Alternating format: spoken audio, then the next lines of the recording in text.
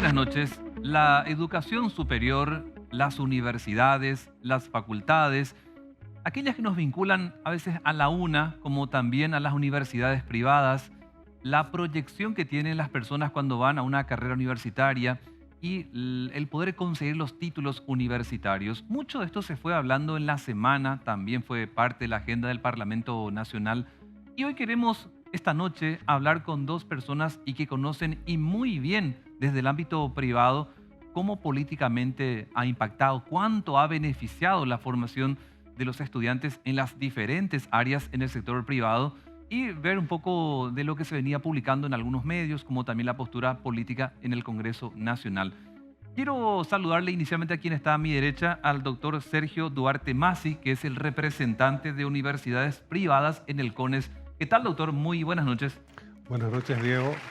Gracias por brindarnos este espacio y poder hablar de educación. Al contrario, gracias por acompañarnos como representante de universidades privadas ante el CONES. Doctora, también quiero darte la bienvenida, Natalia Duarte, que es la presidenta de UFAMEP. ¿Puedes contarnos qué significa? Bueno, muy buenas noches, muchas gracias por la invitación. La UFAMEP significa Unión de Facultades de Medicina Privadas del Paraguay. Sí, o sea, ambos representan al sector privado, básicamente. De la gestión privada. Voy a arrancar contigo, si te parece, doctora. La realidad de la formación de los médicos hace suponer que tenemos que tener más médicos, porque solemos escuchar en algunos canales cuando están los cronistas que dicen falta médico, falta una doctora, y creo que en tu caso particular es donde están los que se forman para ser médicos. Y preguntarte, de los que ustedes, tanto en tu universidad como de otras, creo que son 25 universidades, facultades, que se encargan de la cuestión médica netamente, ¿da la suficiente capacidad para lo que demanda el mercado? Bueno, nosotros tenemos que entender que hay una posición de la Organización Mundial de la Salud que habla de calidad de vida. Y cuando hablamos de calidad de vida, el promedio mínimo que se necesita en el país es de 2,5 médicos por cada 1.000 habitantes. Esa no es nuestra realidad hoy en Paraguay. En Paraguay, 1,4 médicos por cada 1.000 habitantes es lo que tenemos. Y esa realidad empeora cuando hablamos de las diferentes ciudades, porque la realidad es que hay más médicos concentrados en el área metropolitana. Sin embargo, en algunas ciudades, siquiera un solo especialista para la atención médica. Claro, y más aún, doctora, porque en la semana veía en algunos medios impresos, digitales, que en Paraguay como que se estaba dando más apertura a estudiantes extranjeros, específicamente brasileños, no así tanto paraguayos. Entonces me gustaría conocer desde tu perspectiva, desde la realidad que vos tenés, los datos, ¿qué es lo que tenemos realmente para cuando tenemos nuevos médicos, pero dándole oportunidad a paraguayos? Bueno, en este caso nosotros no podemos olvidarnos del país vecino. La universidad ofrece sus servicios como cualquier otro en el sector, también con miras a la internacionalización, a la formación de saberes en el Mercosur, en la región trinacional.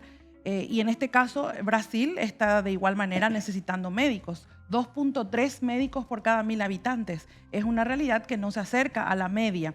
Hay países en donde hay 4 médicos por cada 1.000 habitantes. Brasil necesita también mucho más médicos y Paraguay, ni qué decir, 1,4. Entonces, las ofertas, que en este caso son las propuestas académicas, hablo por el sector de gestión privada, están abiertas tanto para el público paraguayo como también para el brasileño. Pero hay una realidad. Sí. La realidad es que un estudiante de medicina tiene que dedicarse plenamente a su estudio.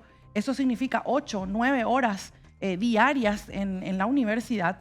Y también tenemos que hablar del valor de una cuota versus un joven que tal vez no tenga papá y mamá que pueda costear sus estudios. Entonces, lo que nosotros vemos es una menor cantidad de paraguayos por esa dificultad en el área, sobre todo de la gestión privada. Sí.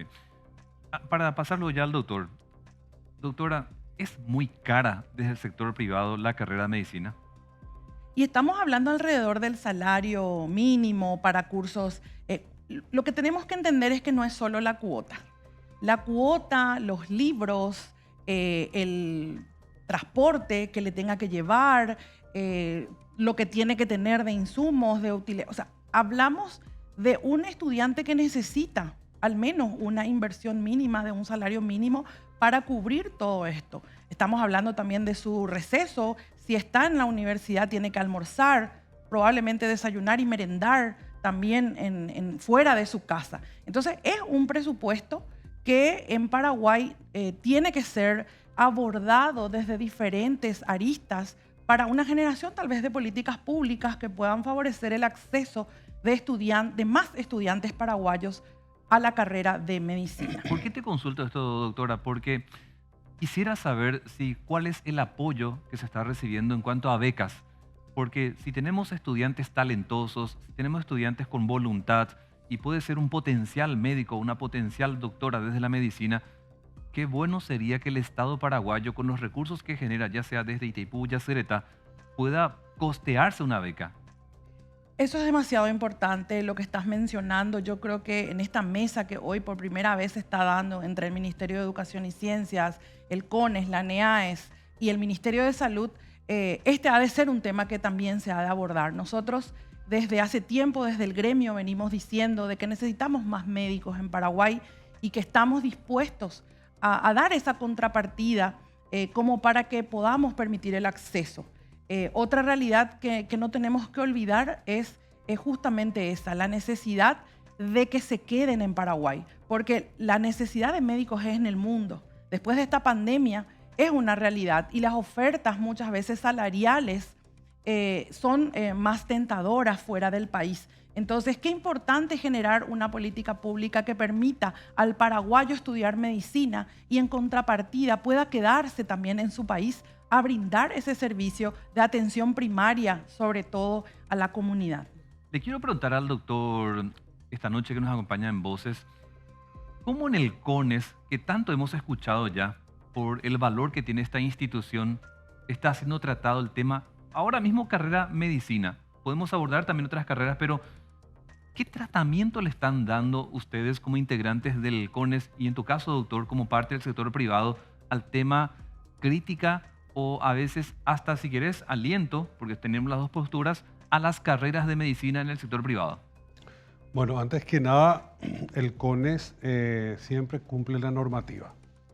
Cumple la normativa en el sentido que todo lo que se procede a habilitar debe de cumplir 4 dimensiones: la dimensión académica, infraestructura, la jurídica y la financiera. Sí. Entonces, cuando uno escucha a veces en los medios, el CONE ha habilitado carreras sin tener suficientes campos de práctica, o lo que suelo escuchar que se han habilitado de manera irregular, eso no existe. Hasta el momento, todo lo que se ha habilitado se ha resguardado a que cumpla la normativa. Entonces, por darte un ejemplo, en el tema de las carreras de medicina, se vela porque se tengan los convenios respectivos con los hospitales o públicos o del IPS o los privados.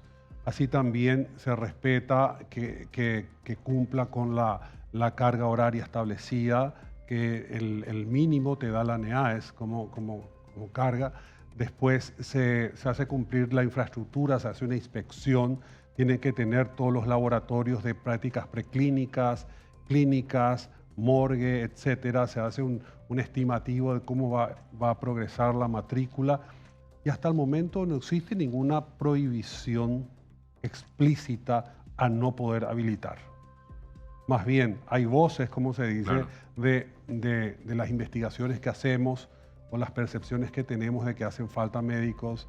Hay lugares en el Paraguay donde no existen especialistas, hay lugares donde carecen de cobertura, la gente se muere por no tener una atención médica. Entonces, ese es un punto importante. Si bien yo vengo de una universidad que no tiene medicina, sí, en mi representación en el CONES estoy muy de cerca con todas las que gestionan la medicina. doctor. Y te puedo asegurar que han invertido muchísimo, tanto en infraestructura como en profesionales que gestionen el currículum de cada una de esas universidades. Partiendo de una crítica que se suele hacer en los medios de comunicación, que un médico, eventualmente de Universidad X, se recibe sin la formación adecuada, porque es lo que se suele un poco opinar, hasta criticar. Por eso se da muchas veces esto de una mala praxis y demás. ¿Cómo logramos, después de esta crítica, equilibrar dos cosas? Vos planteás aquello de que necesitamos más médicos, formados por supuesto, pero al mismo tiempo que sea una formación de calidad. ¿Cómo logramos equilibrar? Sacar médicos, pero sin que pierdan ante esa cantidad que todos esperamos, la calidad que debe tener su formación. Mira, yo creo en la propuesta que actualmente está haciendo el viceministro Federico Mora de establecer un RUE, el primer punto. Sí. Un RUE que es un registro único del estudiante de la educación superior, donde uno tenga la trazabilidad del momento que ingresa al sistema hasta que sale al sistema. Luego, por supuesto, hay que incrementar los sistemas de seguimiento y control de las instancias. Por ejemplo, el CONES habilita o da luz verde a que una carrera arranque, pero ya no tiene capacidad y en su propia reglamentación no está el hecho de hacer seguimiento a cómo arranca la implementación de ese currículum. Entonces, eso se hace casi ex post cuando sale una cohorte y tiene que ser sometido a la evaluación de calidad por parte de la ANEAES. ¿Qué pasa en el medio? Entonces, hay varias cosas que hay que mejorar en el sistema, tratando, por supuesto, de apuntalar y aquellas que no están haciendo bien, bueno, hay que tomar las medidas correctivas para que lo hagan bien. Entonces, para entender, doctor, ya no es prácticamente una responsabilidad del CONES ese proceso de la universidad privada, por poner un ejemplo, de si está formando un buen o un mal médico. Ya es de otra institución. Eso es prerrogativa de la propia institución y finalmente la ANEAES es la que chequea la calidad, por decir de alguna manera, del proceso y del producto que genera cada universidad. El CONES ve el ex ante, cuando se va a habilitar para la implementación de una carrera de cualquier área de la ciencia. Y en este momento, doctor, habrás visto que en el Congreso Nacional existe un proyecto de ley, o por lo menos se intenta estudiar. Hasta ahora hemos visto que estaban pateando el inicio de este estudio de una fecha a otra. En caso de aprobarse, porque se habla mucho de algunos parlamentarios, por ejemplo, Blanca Ovelar se abanderó con este proyecto, donde indica que espera que de forma temporal se pueda suspender la habilitación de las carreras de medicina. Al menos creo que de 5 años se están hablando. En caso de darse, por más que me decís que tu universidad privada no tiene, digamos, esa carrera, pero mirando a nivel país, ¿cuánto crees que puede perjudicar si se implementa ese proyecto de ley? ¿Te puedo trasladar la pregunta con otra pregunta? Vos sos el especialista, yo soy periodista, yo hago preguntas. Bueno, parar la pelota en pleno partido, ¿verdad? O sea, ¿cómo se ve esto como el freno a un proceso de desarrollo? Y acá la doctora Natalia dice, hacen faltas médicos en Paraguay, hacen faltas especialistas, no llegamos a cubrir la necesidad para un bienestar social. No sé si es oportuno el parar un vuelo en pleno vuelo. Entonces, ¿qué se debería hacer? Primero, conseguir información completa del sistema, saber cuántos estudiantes tenemos, todas las privadas y en especial la medicina, tener un mapeamiento exacto de la calidad de las camas que nos otorga la DENERS, que es la dirección a la que le compete adjudicar plazas donde van a ir a practicar los estudiantes paraguayos en el sistema privado, y después empezar a ver la regionalidad, las necesidades regionales del país y ver si esos indicadores, cómo se van completando con las universidades que ahora están, si hacen falta más o muchas más. Sí. Entonces, a priori, tomar determinaciones así me parece que es muy prudente. Lo que escuché a algunos senadores decían, vamos a postergar, Sí. vamos a analizar cómo está realmente la educación médica y las necesidades médicas. Y yo estaba escuchando, creo que en estos días era que hablaba Blanca, respeto mucho la opinión de la senadora, pero hay lugares donde realmente no hay médicos. Sí, eso también es Y verdad. decía, y no hay infraestructura. Peor, fortalezcamos la infraestructura. El sector privado puede apoyar en fortalecer infraestructura. El Ministerio de Salud debe apalancar infraestructura, y no porque no hay infraestructura.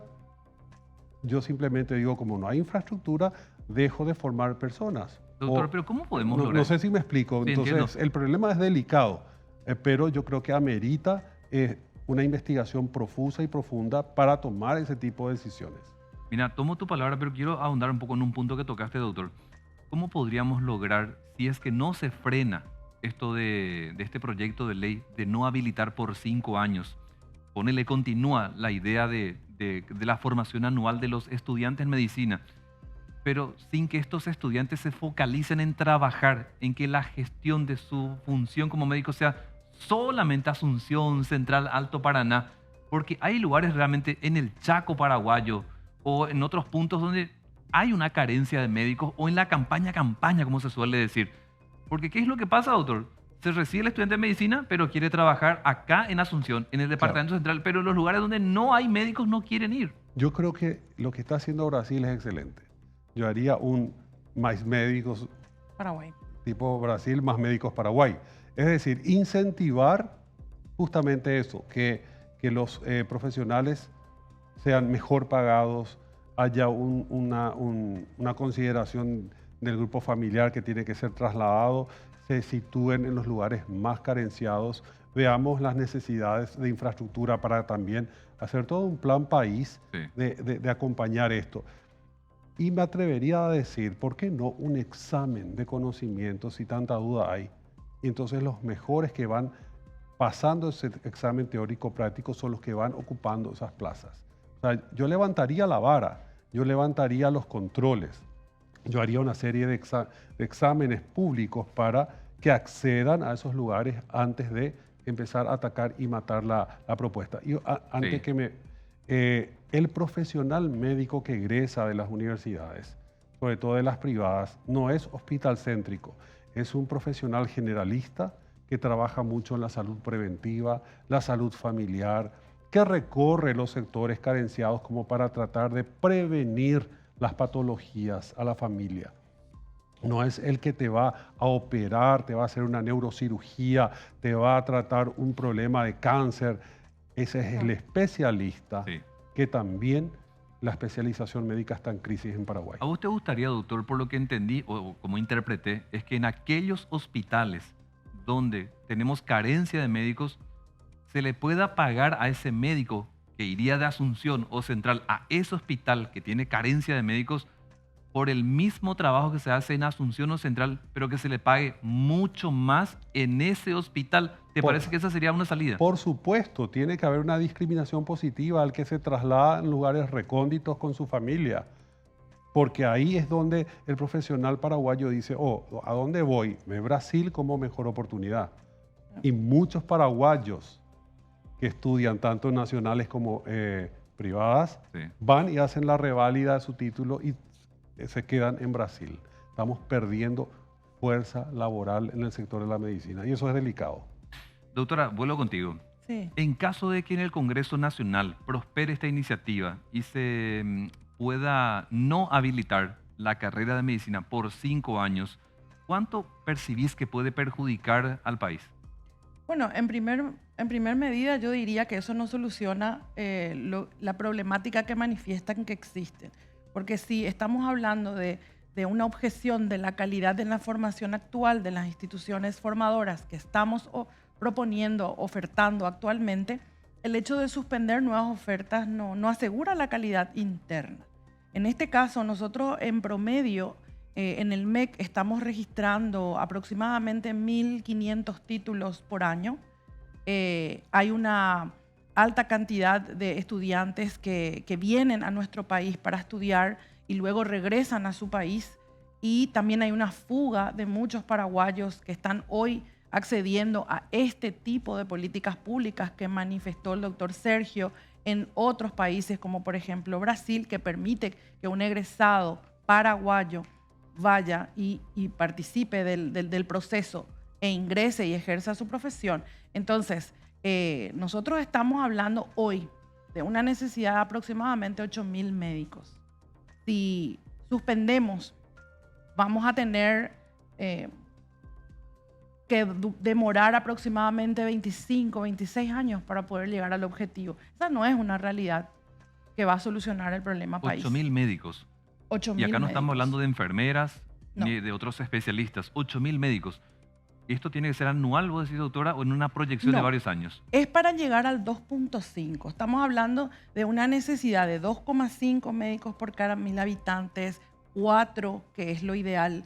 Y estamos hablando de que aquel médico que te atiende, el pediatra, el ginecólogo, el psiquiatra, el oftalmólogo, no es el médico el estudiante que termina a los 6 años la carrera de medicina. Es aquel que se especializa y después de 10, 12 o 15 años ejerce la profesión. Entonces, cuando aquella señora dice, me voy y me atienden o no me atienden, está hablando de un especialista, porque el estudiante de medicina, de hecho, de por sí, en su práctica o pasantía, no puede atender paciente, diagnosticar ni dar medicamentos. Doctora, ¿y cómo, si bien no es tu responsabilidad, lo que te iba a preguntar, pero cómo se analiza, por sobre todo desde las carreras de medicina, cuando esa persona ya recibida, ya formada, ya médica, está trabajando y aparece un caso o tal vez otro donde se apunta al médico por una mala praxis y se habla mucho de la formación que tiene esa persona? ¿Cómo eso se analiza? Si bien ya no es responsabilidad de la universidad, eso está claro, pero casos como ese, ¿cómo se analizan, por ejemplo, en las carreras de medicina? Bueno, nosotros tenemos un departamento, todas las universidades tenemos que tener un departamento de seguimiento a egresados. Para nosotros es demasiado importante saber dónde está el estudiante, el egresado, cómo está trabajando, qué habilidades, competencias adquirió y le sirvió y cuáles podemos mejorar. En realidad, esta es una respuesta que yo te diría que tiene que ser resuelta en una mesa interinstitucional. Las universidades tradicionales y las universidades del sector público no están exentas de este tipo, lastimosamente, de experiencias. Entonces, si vamos a hacer un mea culpa, yo creo que la solución hoy pasa por el diálogo más que por la restricción. Siempre decimos, las normativas están, las normativas existen. Para cada función hay una institución. Tenemos una institución certificadora de la calidad. Tenemos una institución que habilita, que mira la infraestructura, que mira el currículum, el pensum, los recursos humanos, principalmente los docentes. Tenemos un órgano rector, un órgano regulador de la educación en el país, que también hoy está interesado en abordar y liderar el sector de la educación superior. Y tenemos un Ministerio de Salud que hoy abre sus puertas. Hace rato preguntabas al doctor Sergio por la preocupación de la concentración tal vez de los estudiantes o de los egresados en realidad en ciertas regiones. Hoy el Ministerio de Salud, que tiene convenio con muchas de las universidades que estamos trabajando, lo que hace es justamente eso, una georreferenciación de sus hospitales y lo que hacemos nosotros como institución es que nuestros estudiantes para sus prácticas y pasantías van a donde el Ministerio de Salud indique, en aquel departamento o en aquella región. Hay una confusión, Diego. Dicen, los estudiantes de tal ciudad creen que van solo a esa ciudad a practicar o a hacer su pasantía. Y el sistema está sobresaturado porque hay un solo hospital. Bueno, esa no es una realidad. El Ministerio de Salud hoy a un chico que terminó su contenido programático académico, por ejemplo, en Ciudad del Este, lo lleva para hacer pasantía en Caacupé, en Paraguarí, en Encarnación. Es decir, esa alianza entre las unidades formadoras y el ministerio está posibilitando que la atención primaria esté siendo cubierta en muchas de las ciudades de nuestro país. Claro, porque uno se puede imaginar que solamente con clínicas se trabaja. Y clínica trabaja con la Universidad Nacional de Asunción. Pero el sector privado, ¿cómo logra las prácticas, doctora? Con alianzas. Con alianzas. Todas las universidades tenemos nuestros laboratorios, sí, nuestros centros de simulación, tanto virtuales como físicos, que son la antesala de ejercicio, ¿verdad? Error y acierto antes de lo principal, que es la atención al paciente, ¿verdad? Sí. Y luego tenemos los policlínicos, los hospitales, escuelas y las alianzas con el sector Pero tienen público. apertura del gobierno, en el sentido de que, por ejemplo, los estudiantes de medicina de las universidades privadas sí pueden ejercer su práctica en un hospital público. ¿Tienen apertura del Sí, gobierno? total apertura. Siempre y cuando, como dijo muy bien el doctor Sergio, las normas se cumplan. El estudiante no puede estar si no está un instructor. El estudiante tiene que estar al lado del instructor docente. Todas estas campañas de vacunación, campañas de minga, incluso durante la pandemia, toda esa labor se hizo siempre con el cuerpo grande de los estudiantes, que acompañan a los profesionales médicos que son quienes tienen que llevar el liderazgo, la atención, el diagnóstico. Hoy la llamada a nivel de la Organización Mundial de la Salud es cuidar la calidad de vida, es anticiparnos a la enfermedad, es cuidar que lleguemos a una vida adulta de calidad. Entonces, todas las universidades formadoras, sobre todo de gestión privada, o la mayoría, estamos atendiendo ese llamado de la atención primaria de la salud, de poder hablar de calidad de vida, de acompañar a través de unidades de salud familiar al barrio, a la vecina, cuántos diabéticos, cuántos hipertensos, cuánta necesidad hay de cobertura y de acompañamiento antes de que se enferme y de que tenga que llegar al hospital, tal vez con una situación que ya no se pueda solucionar. Doctora, me quiero salir de este tema y volver al doctor para consultarle.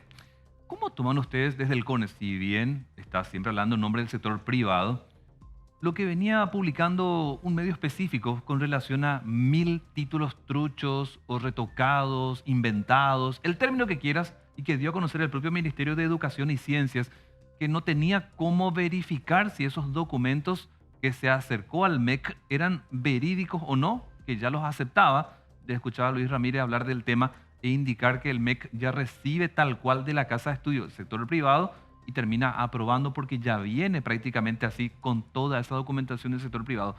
A ustedes en el CONES, ¿cómo les preocupa o cómo toman ese tema de que habría 1000 títulos falsos? Yo creo que este tema de la falsificación de documentos en Paraguay es algo que está trincherado en la sociedad misma. No solamente ahora esto sucede o se destapa. Lo que yo sí te podría decir que hay que diferenciar en el comercio de títulos, que es algo que también se habla de tiempo. Comercio de títulos. Claro, por ejemplo, personas que no estudian, pero reciben un título que pareciera que tiene la legalidad, pero realmente no sucedió el proceso de enseñanza-aprendizaje. A la falsificación, que existe también toda una red de personas que proceden a fotocopiar, a colocar sellos, firmas que no tienen autenticidad. Creo que el caso que ahora se plantea va por ese camino de 1000 títulos que no los emitió la propia universidad, sino que se trucaron, por decir de alguna manera, por fuera y que ni siquiera han pasado por la legalización como tal dentro del ministerio. Ese es el caso que ahora creo que se está planteando y por tal motivo no se da el nombre de la universidad, porque la universidad es víctima de este proceso de trucamiento. El caso de nuestras universidades también, el tema se descubrió hace poco en Ciudad del Este como una oficina que se encargaba de trucar documentos de nuestras universidades. Por ejemplo, estaban varias de las que están en frontera que se elaboraban documentos no auténticos con los membretes de dichas universidades, donde las universidades no tenían absolutamente ningún tipo de responsabilidad. Y eso se denunciaba, creo que a la Fiscalía y todo un proceso que se sigue. Ahora, todos estamos preocupados por esa situación. Esa situación de alguna manera... le sacan provecho económico, doctor. Claro, tenemos que ponernos las pilas todos los entes reguladores. Te hablo es la NEAES, el CONES, el MEC, todos. Doctor, pero ahí vos hablas de una claque que incluso denunció Luis Ramírez que habría incluso dentro del MEC. Pero el que sabe eso tiene que denunciar y todos tenemos que actuar en derribar doctor, esas está claques. La claque que arma el título falso, ponele.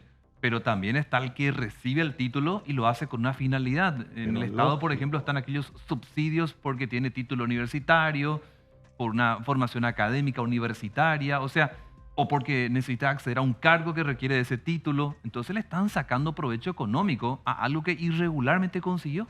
Mira, yo en otro programa también estuve comentando el caso del doctor Altamirano, no sé si lo conocen, un gran jurista que fue miembro de la Corte, que en su momento, en el 2007, él había dicho claramente me viene un profesional con su cartón, eso no me asegura que haya desarrollado las habilidades y los conocimientos. Y él trató de instalar en aquel momento en el sistema jurídico que para recibir la matrícula tenía que haber hecho un examen teórico práctico y una pasantía de 6 meses.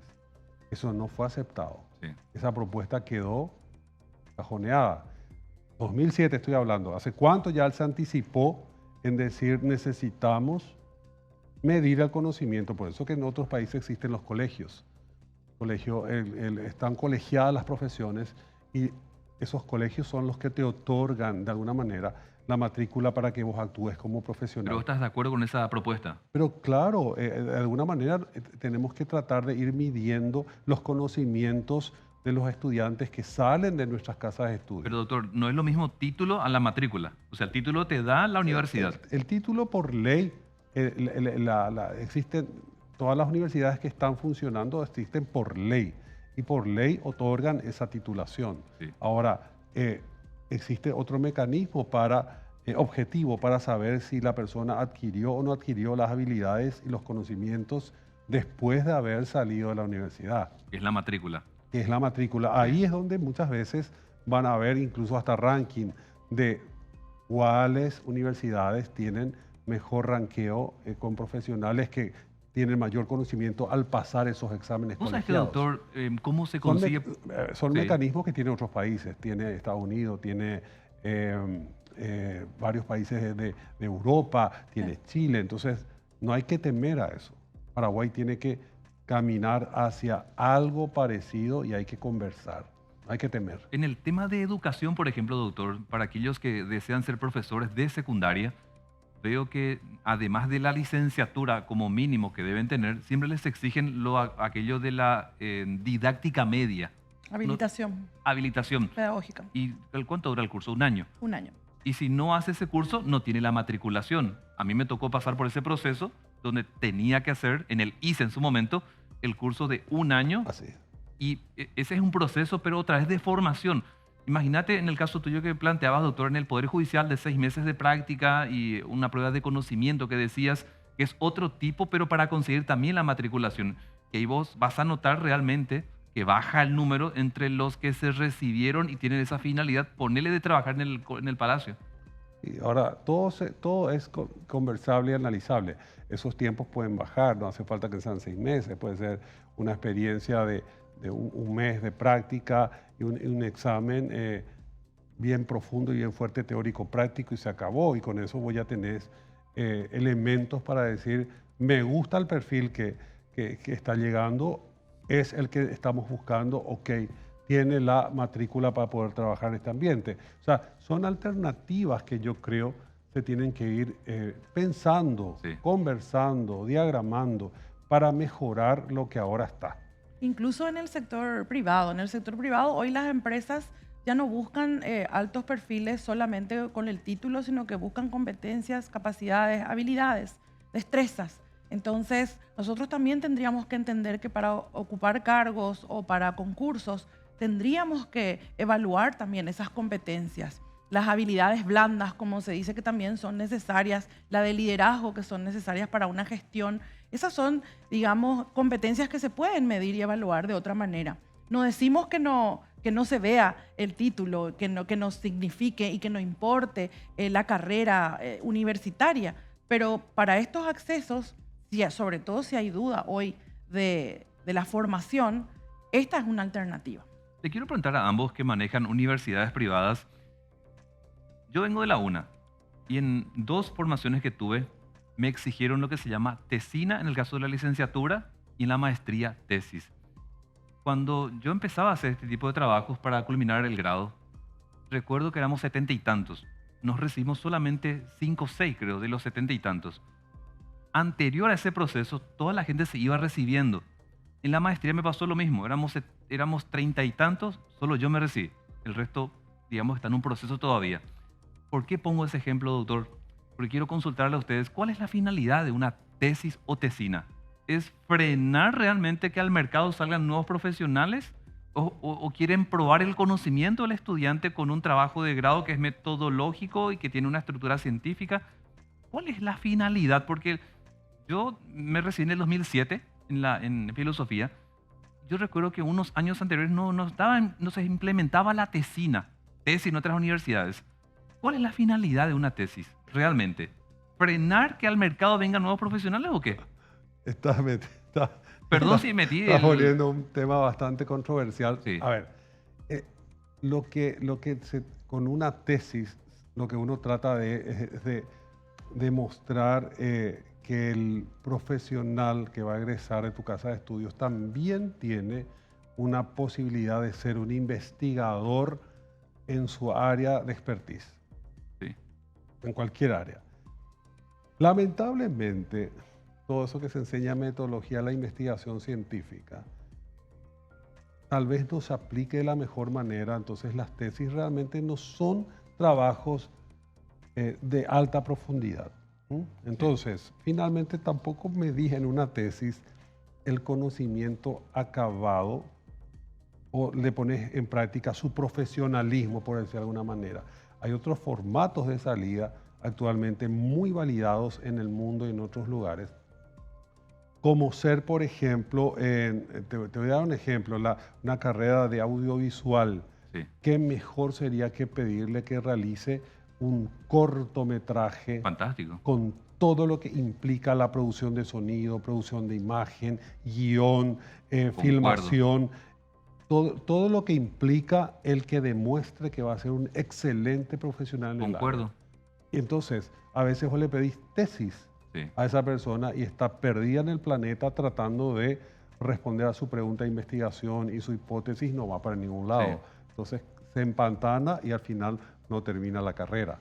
Hoy en Paraguay también tenemos trabajos finales de grado, proyectos, Simuladores. Simuladores, prototipos, presentación de prototipos, dependiendo de la carrera, ingeniería informática, presentación de aplicaciones, ¿verdad? O sea, realmente poder evaluar al alumno desde su propia expertise o desde su propia inclinación también, ¿verdad? Porque si hablamos de inteligencias múltiples, no todos los egresados están llamados a ser investigadores, pero sí todos tienen que investigar en la universidad. Eso es muy importante. Sí, la universidad debe hacer investigación. Tal cual. Debe hacer buena investigación de alto nivel. Debe sembrar la semillita de la investigación en los estudiantes, pero no todos van a ser investigadores. Para eso hay otra línea, que están los fondos públicos del CONACYT, los fondos internacionales, los investigadores que forman sus grupos y núcleos de investigación, los proyectos de alto impacto, está la maestría científica para formar investigadores, el doctorado, el philosophical doctor, que es la corriente investigativa. O sea, vos tenés una línea dentro de tu casa de estudios para formar genuinamente a investigadores y hacer investigación. Tal vez el grado sea poner una semilla, hacer un poquito de gimnasia investigativa donde se pueda, pero por eso que muchas veces la tesis no es a veces el formato más feliz, por decirlo de alguna manera, para que egrese una persona de grado. Por eso planteaba en esta mesa esta noche el diálogo con ustedes que conocen muchas universidades, ¿cuál lo que es la finalidad de una tesina o de tesis? Porque yo les planteé en mi caso, que vengo de la UNA, donde frenó la titulación de quienes terminaron el año. O sea, hicimos hasta el último día de clase, doctora, pero no hicieron la tesina. Entonces no se recibieron finalmente. Es como que fueron 4 años sin lograr finalmente el título. Y en realidad la intención siempre es así, al igual que la extensión, las actividades de extensión, es dejar tu aporte, todo el conocimiento que adquiriste, dejar con algún tipo de aporte a la sociedad, a la comunidad, a la ciencia misma. Ese es el objetivo del trabajo final, sobre todo de la tesina o de la tesis, ¿verdad? Ahora, nosotros tenemos que evaluar, así como decís, en qué medida estamos nosotros realmente aportando a la sociedad, a la comunidad, con ideas innovadoras o con implementaciones ajustadas a la realidad Paraguay. Eso es muy importante. No tenemos que olvidar que el país tiene que ser un país que produzca también, que cree, que fomente la innovación. Y si no estimulamos la investigación, no vamos a lograr esos estándares. A propósito, ¿cómo se puede explicar, doctora, que encontramos mayor número de egresados en el sector privado que en la UNA? Yo sé que son totalmente corrientes diferentes, instituciones totalmente diferentes, Pero ¿cómo se puede explicar? O la UNA no, y las demás universidades nacionales no acompañan metodológicamente el proceso de los estudiantes, por eso como que se trunca eso, y en el sector privado sí hay un acompañamiento metodológico. ¿Cuál sería la razón? Una de mis hipótesis. El, el tema de la permanencia es una variable que para las privadas tenemos muy fuerte. La permanencia significa un seguimiento de cerca al estudiante, una atención permanente al estudiante casi 24/7. Hay universidades privadas que tienen call center que funciona hasta los días domingos para ver si un estudiante tiene un problema de acceso a la plataforma, consulta su calendario, quiere saber su nota, o sea, varias interrogantes que muchas de las otras universidades, quiero hablar de los sectores porque no quiero criticar a nadie, Sí, pero las privadas tienen un destaque en ese sentido. Otro es el formato que yo te dije, ¿verdad? El tener varios formatos de salida, que no solamente la tesis o la tesina, que tengas un proyecto, un plan de negocios, un simulador, otras alternativas, porque no todos tienen la semillita investigativa. Se empantanan al tratar de plantear un trabajo final con enfoque metodológico. sí. Entonces, tal vez esa sea un fuerte también del sector de las privadas. Por eso vos ves de repente más éxito pareciera de egreso en un sector y no tanto en el otro. Sí, porque me llamaba la atención, y vuelvo a un medio de comunicación que venía publicando, de que disminuyó enormemente la cantidad de egresados en las universidades nacionales y se disparó el número de egresados en el sector privado. Entonces, por eso quería consultarle a ustedes qué está pasando, por qué en una universidad bajó muchísimo la cantidad de egresados y en otros sí hubo un número muy grande de los que se están recibiendo.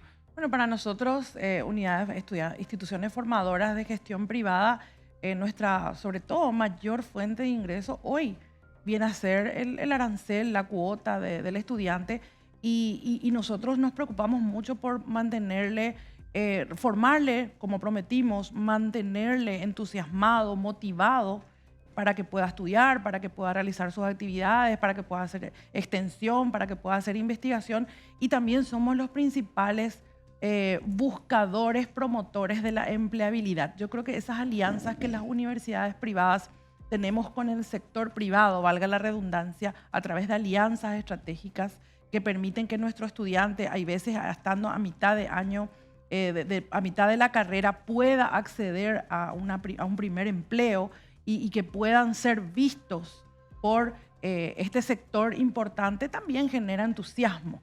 Porque los chicos saben que cuando vienen a estudiar, esas alianzas les van a permitir tal vez una mejor calidad de vida en cuanto a sus ingresos, ¿verdad? Quiero consultarles cuando cada tanto se publica esos famosos rankings de las universidades nacionales, privadas. Uno mira de pronto algunas universidades conocidas de la región que están ocupando, que están creciendo. ¿Ustedes que vienen del sector privado coinciden con esos indicadores o sienten que a veces también están como muy dirigidos, está como muy interesado ese índice simplemente en posicionar a esas universidades que son de Argentina o de Chile o de México? ¿Cómo ustedes lo ven? Porque a veces estamos por debajo de 100 nosotros, digamos, en número de posicionamiento. Quisiera conocer un poco la impresión de ustedes. ¿Cómo lo ven desde el sector privado cuando a nivel internacional se posicionan universidades paraguayas? Mira, esos rankings en este momento son imposibles para las universidades paraguayas.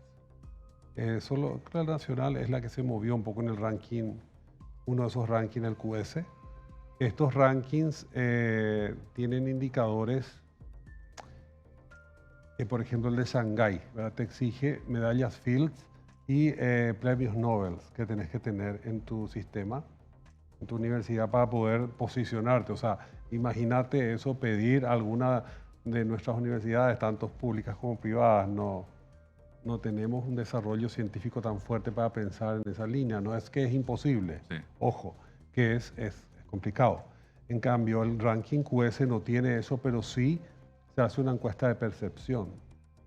Aparte del cumplimiento de estándares objetivos, publicaciones en revistas de alto impacto, cantidad de PhDs que tenés en tu sistema, cobertura, cuántos docentes por estudiantes tenés, el tema de empleabilidad, el tema de premios, el tema de patentes. Y en tema de patentes, por ejemplo, Paraguay va a la pérdida, porque prácticamente nuestras universidades no son generadoras de patentes en el tema innovativo. Entonces vos siempre vas a tener una posición desventajosa. Esa es la razón, digamos.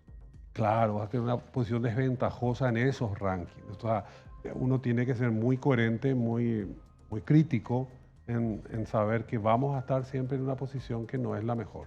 Doctor, doctora, les quiero pedir que se queden conmigo. Hacemos una pausa, pero a la vuelta les quiero preguntar cómo podemos lograr, algo que te consultaba ya, doctora, un poco más temprano, que desde el Estado se pueda ampliar el número de becas, ya sea para medicina, ya sea para periodismo, para derecho, para ingeniería, lo que fuese.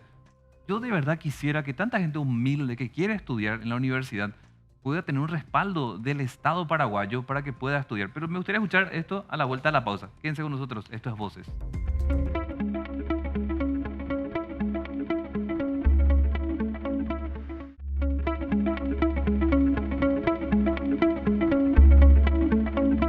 ¿Cómo lograr que desde el Estado paraguayo se pueda financiar el mayor número de becas? Solemos ver a través de Itaipú o Yacyretá. Doctora, ¿cuál podría ser el mecanismo? Porque ustedes son un sector privado, pero yo celebro cuando veo estudiantes que incluso van afuera a estudiar, pero también celebro acá, porque, como bien indicados, muchos estudiantes trabajan y estudian. En consecuencia, ¿qué se puede hacer, doctora, para que desde el Estado paraguayo se pueda financiar las becas? Bueno, yo creo que hoy lo principal es sentarnos en una mesa, todas las instituciones que formamos parte del ecosistema de la educación superior y hablar. Hablar porque hay recursos, no son muchos, pero hay recursos que podrían ser direccionados a, por ejemplo, fortalecer y formar profesionales en áreas que realmente nosotros necesitamos, ¿verdad? No digo que no necesitemos todas las áreas del saber, pero algunas tienen que ser prioridad en nuestro país. Tal vez haciendo una planificación estratégica para el próximo quinquenio. De hecho, hay mucha literatura y hay muchas personas que están hablando de lo mismo. Solamente que tiene que haber lo principal, voluntad política. Aquí la voluntad política es esencial, porque en vez de mirarnos como enemigos, en vez de mirarnos como competencia o de tirotearnos todo el tiempo, tendríamos que ser capaces de sentarnos a decir, bueno, ¿qué es lo que nos une? Hoy nos une un deseo de desarrollo para el país, nos une un deseo de calidad de vida en todos sus sentidos y nos une sobre todo un deseo de fomentar la marca país. Doctor, ¿y cómo se puede armar esa lista de indicadores que propone la doctora cuando habla de tener como una especie de prioridades a la hora de direccionar las becas? Sí, antes que nada el tema becas es un tema, yo creo que de doble vía. Una cosa es cuando un país tiene un programa de becas fuerte, y ahí se puede ver desde el punto de vista de lo que Itaipú acostumbra a dar, el propio tesoro, ¿verdad? El dinero del tesoro que destine a ayudar a aquellos estudiantes que sobresalen en el medio y que con su inteligencia, con sus capacidades, pero no tienen los medios para seguir una carrera universitaria, es obligación yo creo que de un país apoyarlos. Pero así también nuestras universidades tienen programas de becas, Diego. La mayoría, yo sé que tenemos un cupo importante de becarios, sobre todo gente que se destaca por alguna dimensión. Vamos a suponer que se destacan porque tienen 5 absoluto desde que arrancaron sus carreras. En algún momento tienen un traspiés porque sus familias quedaron sin poder financiar sus estudios. Sí. Muchas de nuestras universidades le otorgan becas 100%. Otra manera también es tratando de armar equipos o incorporando la célula de humanidades, o sea, con actividades de deporte, actividades musicales, donde también tenemos apoyo para aquellos que tienen esos talentos, pero están estudiando. Entonces, yo creo que las becas hay que verlas desde esas dos perspectivas. Y por sobre todo, también creo que hace falta un análisis país de esas profesiones que hacen falta apuntalar. Sabemos que hacen falta ingenieros, no sabemos cómo están las otras áreas. Tal vez se podría hasta pensar en que todas nos pongamos de acuerdo en becar esas áreas donde más se necesitan profesionales. Claro, O sea, imagínate, doctor, por ahí uno se imagina un médico, no sé, una psicóloga, otra sabemos. especialidad Te que juro, no en sabemos la la... sociedad cuando uno mira a 10 años dice, yo necesito a 10 o 15 años estos profesionales y uno va pagando desde el Estado paraguayo en las universidades privadas como también en las públicas por los gastos que se generan. Entonces yo particularmente soy de la política de acompañar a los becarios, doctora. Yo miro con buenos ojos, sobre todo este registro único del estudiante que nos va a permitir entender un poco cómo nos estamos moviendo. ¿Cuál es la cantidad real de estudiantes que acceden a la educación superior? ¿En qué ciudades? ¿Qué carreras?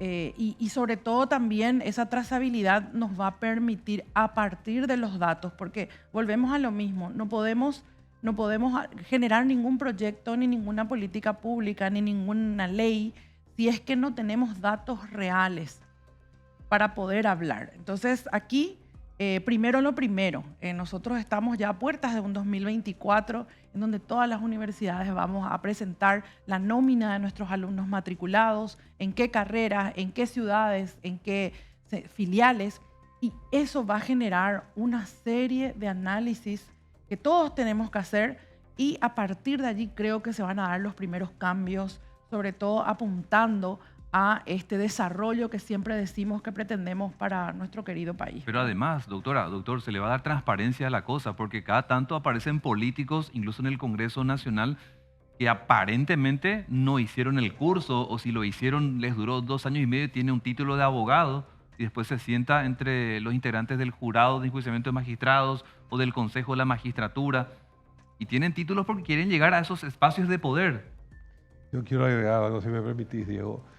Nos estamos olvidando de un tema, creo que muy importante es, también se debe incidir en lo que ocurre antes de la universidad, en las escuelas y los colegios. Concuerdo. ¿Por qué? Porque nosotros recibimos, de alguna manera, ese producto que ingresa a nuestras casas de estudio. Es verdad. Ahí yo estoy ahora, hoy fue nuestra primera sesión del CONACYT, estoy como representante del MEC en el CONACYT, Consejo Nacional de Ciencia y Tecnología, y yo creo que hay que trabajar mucho el tema de la enseñanza de las ciencias, la enseñanza, que los chicos amen los temas de ciencias, que aprendan la ciencia jugando de una manera divertida, lúdica, no tengan miedo a entrenar razonamiento con las matemáticas, porque todos tienen, la mayoría, un temor al todo lo que es matemática, química, física, y eso se trae ya de la etapa escolar. Entonces, si vos decís, país necesita ingenieros, pues nadie quiere seguir estas carreras porque tienen pavor a las ciencias básicas. Entonces siguen otro tipo de carreras donde hay a lo mejor una saturación de personas del marketing, del derecho, de la economía. Claro, las otras áreas están casi con una minoría y tiene que ver de la base de cómo se enseña esa cosa en las escuelas y los colegios. O sea que el problema para mí es un problema integral del sistema, donde tenemos que apuntalar lo que hay ahora, reforzar los controles, poner todos estos filtros que hablamos en el bloque anterior, pero hay que también revisar cómo se enseña la ciencia, cómo están los profes en esas áreas, en las escuelas y los colegios, ponernos las pilas a hacer un cambio radical en todo el sistema. Si me permitís, allí también yo creo que tenemos que jerarquizar también los otros niveles, ¿verdad? No todos, tenemos muchos arquitectos, pero a veces no tenemos maestro de obra. Es decir, nosotros también tenemos que jerarquizar las tecnicaturas. Sí. Es muy importante, mando medio, el oficio, la tecnicatura. Digo jerarquizar porque todos quieren ser ingenieros, pero no todos quieren ser... No todos pueden ser ingenieros. A lo mejor también tienen la posibilidad de ser unos buenísimos técnicos superiores de alto nivel, pero eso no está bien visto, pareciera, socialmente. La gente aspira a tener el título más alto. Entonces yo creo que hay que atacar todos los frentes, todos los niveles, tanto desde el inicio hasta el final, ¿verdad? Tenemos mucho trabajo. Pero las universidades tienen también estos oficios, porque siempre escuchamos el SNPP, que es el que hace desde el Estado paraguayo la propuesta, pero las universidades privadas también tienen oficios. Todas las universidades podemos tener nuestro centro de formación y capacitación laboral. De hecho, muchas la tienen. También tienen sus escuelas, escuelas de gobierno, escuelas de marketing. En realidad hay instituciones también, institutos de formación.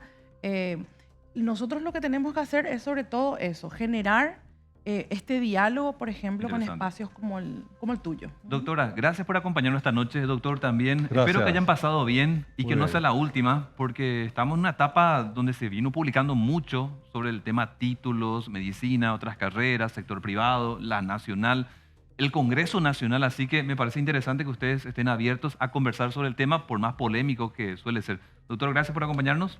Muchas gracias. Yo espero que la próxima ya vengamos a contar hitos y mejoras conseguidas. Que así sea. Que así sea. Que así sea. Doctora, gracias por acompañarnos. Muchísimas gracias y gracias por instalar sobre todo esta mesa de conversación de la educación superior. A ustedes por escribirnos, a ustedes por acompañarnos. Les deseo una muy buena noche. Nos reencontramos en otra edición. Que descansen.